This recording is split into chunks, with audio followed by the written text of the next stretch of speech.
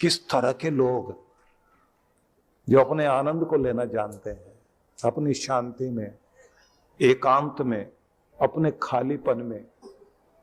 हम लोग तो न जाने क्या क्या भरे हुए हर समय घूम रहे होते हैं।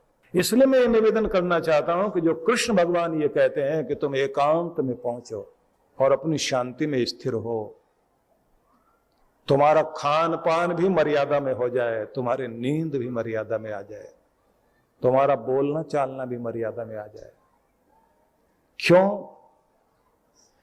क्योंकि यही वो मार्ग है जिस मार्ग से आप शांत, संतुलित, मर्यादित, अनुशासित होने के बाद अपने अंदर उस परम की चेतना को प्रवेश कराने में सफल होगे, जब आपके अंदर वो बहना शुरू होगा। नहीं तो ये दुनिया चलती रहेगी और बेचैन होकर के आप जिंदगी जीते रहेंगे। है बहुत कुछ हमारे पास, लेकिन हम दुखी बहुत। बड़ा मकान है, मकान का सुख नहीं है। गाड़ियां हैं, गाड़ियों का सुख नहीं। रिश्ते हैं, रिश्तों में कोई आनंद नहीं। इतना कुछ है लेकिन फिर भी कुछ भी नहीं। क्यों? आदमी इतना अधूरा क्यों है? क्योंकि उसको अपने अंदर, अपने भीतर वो शांति लाने का तरीका नहीं आता। इसलिए कृष्ण भगवान जब ये कह रहे हैं कि तुम विभक्त से भी लघवाशी यत वाक काय मान स्व ध्यान योग परो नित्यम वैराग्यम समुपाश्रित, अद्भुत शब्द हैं कि तुम अपने शरीर को, मन को, वाणी को वश में करते हुए नाप तोल कर अपने भोजन को, आहार को इस तरह सेवन करें कि आपका आहार आपकी ऊर्जा तो बन जाए, आपका रोग का कारण ना बने। मतलब आहार की शुद्धि, वाक शुद्धि, स्वाद पर भी तो नियंत्रण लगाना है ना। स्वाद पर नियंत्रण, बोलने पर नियंत्रण। अगर आपको अपना नाप तोल कर जिंदगी जीना आ जाए तो आप देखेंगे बहुत सारी समस्याएं तो आपकी वैसे ही दूर हो जाएंगी। परमात्मा ने आपको बहुत कुछ ऐसी चीजें दी हैं जो बहुत अद्भुत है। आपने देखा होगा कि जानवरों में भी एक बड़ा गुण है, अगर उनको शरीर में बीमारी आ गई तो खाना छोड़ देंगे। अगर ज्यादा कोई दिक्कत है तो आपने ये जो मांस खाने वाले जानवर हैं इन्हें भी कभी देखना आप, बिल्ली हो, कुत्ता हो, भेड़िया हो, दूसरे जानवर हो, जंगल में रहते रहते खाना छोड़ देंगे। और कभी कभी बिल्ली को, कुत्ते को आपने कोंपले खाते हुए, घास की जो कोंपले हैं ना, वो चबाते हुए देखा होगा। अपने अंदर ले आएंगे वो, कि जिससे उनकी आंतें साफ हो जाए।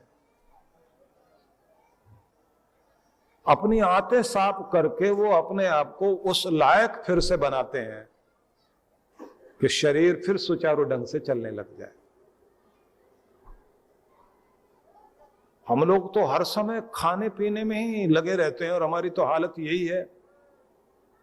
डॉक्टर भी वही पसंद आता है जो हमें सब कुछ खाने दे। वो आपने सुना है ना कि एक आदमी बड़ा पैसे वाला, अब उसको खांसी भी रहे, दमा रहे, और जब भी उसको डॉक्टर के पास जाए तो डॉक्टर से ये कहे कि देखो डॉक्टर साहब, दवाई कितनी भी महंगी दे देना, पर अगर आप ये कहोगे खट्टा नहीं खाना, अचार नहीं खाना, पानी पूड़ी नहीं खाना, तो वो तो मैं नहीं मानूंगा।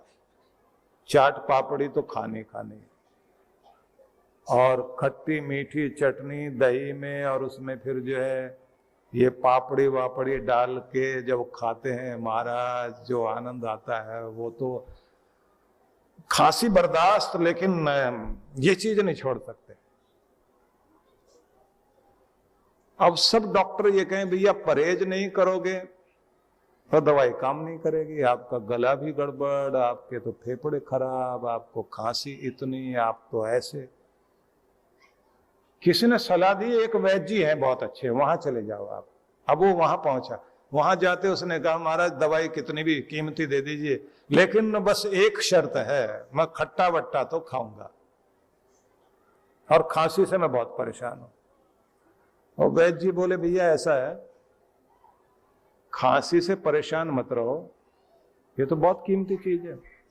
जिस आदमी को खांसी रहती है, बोले एक तो ये समझ लीजिए कि उसके घर में चोरी नहीं होती, जवान रहता है, कुत्ता काटता नहीं। बोले इतने फायदे हैं,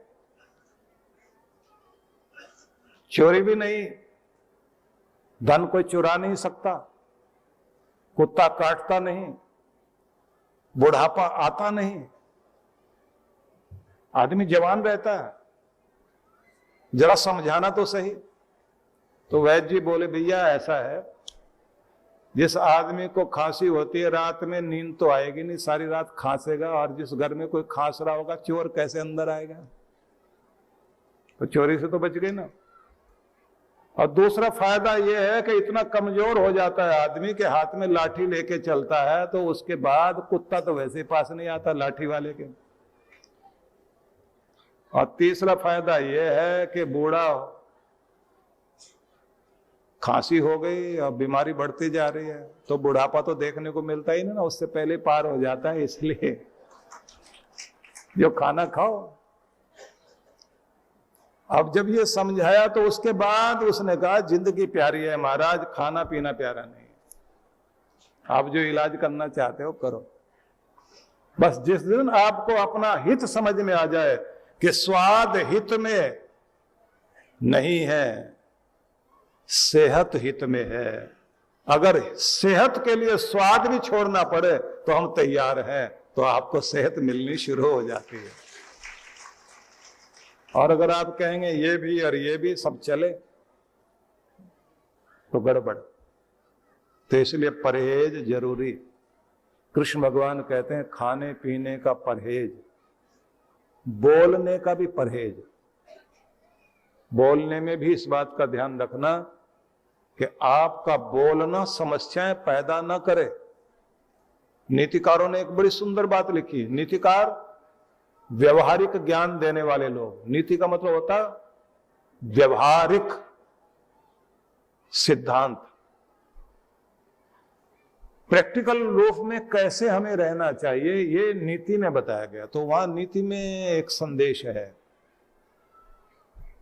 कि तुम इस जगत को अपना बनाना चाहते हो और अपने कर्म के द्वारा दुनिया को जीतना चाहते हो, तो सबसे पहले एक काम करना, तुम्हारी जो ये गौ रूपी जीभ है इसको खूंटे से बांध के रखना। तुम्हारी गौ रूपी जीभ है, इसे खूंटे से बांध के रखना, क्योंकि ये हर समय दूसरों की मान की, इज्जत की हरी भरी खेती को उजाड़ने के लिए लपलपाती रहती है। इसे खूंटे से बांध के रखना तो आप सारी दुनिया को अपना बना सकते हो। हमारी जीभ तैयार रहती है ना।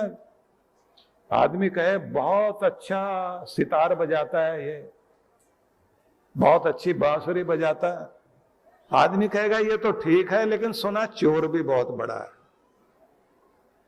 आपको उसके बांसुरी बजाने का तो पक्का पता नहीं लगेगा, बढ़िया बजाता है, लेकिन अगर किसी ने कह दिया चोर भी बड़ा पक्का है, आप यकीन कर लेंगे।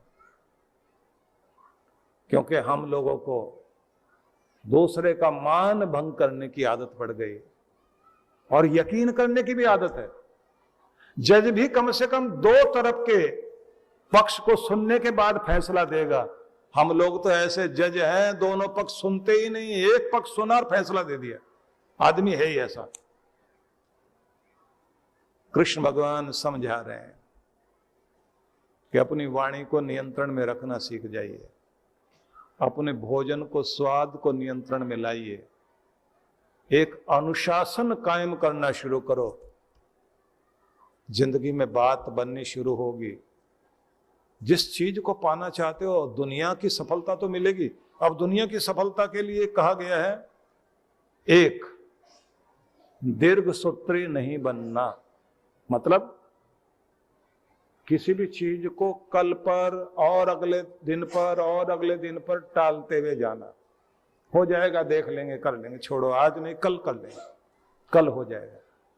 आज की समस्याएं आज के लिए ही इतनी है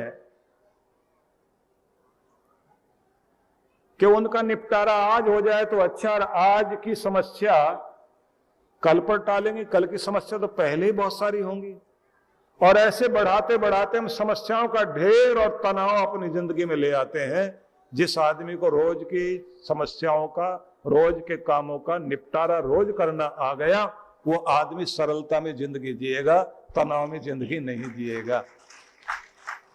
इसलिए कल पर टालना छोड़िए। यहां से कहा जाता है कि आप व्यवस्थित जिंदगी जीना चाहते हैं और सफल जिंदगी जीना चाहते हैं तो सबसे पहली बात, आपको दीर्घसूत्री नहीं बनना। दूसरी बात, आत्महीनता एक ऐसी जंजीर है, आत्महीनता एक ऐसी जंजीर है जो पुरुषार्थ के हाथी को मजबूती से बांधकर जकड़कर रोक लेती है। अगर आप महान बनना चाहते हैं तो ये जो आत्महीनता का दोष है, ये जंजीर जो हमारे पांव को जकड़ती है, इससे बाहर निकलना शुरू कर दीजिए।